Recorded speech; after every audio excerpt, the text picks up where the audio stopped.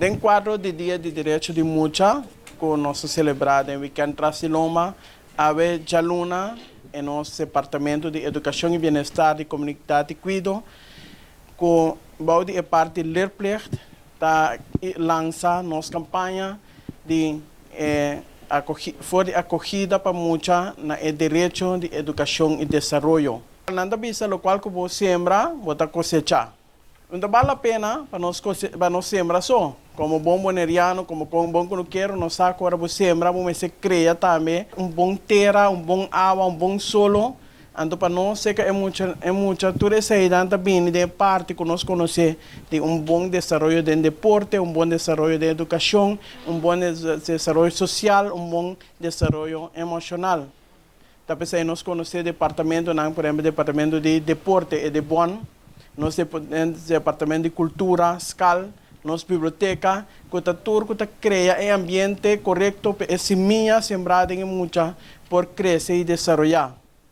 Pero é muito de começar na escola, é muito de começar boa acolhida.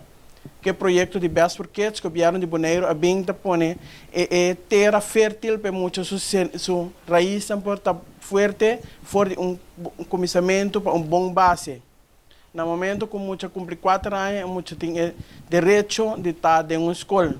Então, aqui nós que lançamos nossa campanha para o ano 2022. Caminha nosso departamento de Leerplicht, lota ativo para conscientizar a gente, para mover maior, não tem muito, não tem 4 anos, para saco na mesa, cumprir cultura e direito, não de muito tem para meio de lei de boa educação e bom desenvolvimento.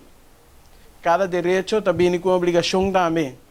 Então, nós queremos usar o momento aqui para chamar para maior para cumprir. Vamos sorrir muito na escola no tempo. Vamos sorrir muito na escola em ter período que nós estamos na escola e não falta escola innecessariamente. Tudo isso aqui na qual você tem back em ano 2022 fora nosso departamento de Leerplicht. Fora já aqui, me quero chamar a intercomunidade de Bonaire. Vamos trabalhar junto para muito poder desenvolver bom. Fora de kinderofang, fora acogida para muita na direito que tem de educação e desenvolvimento.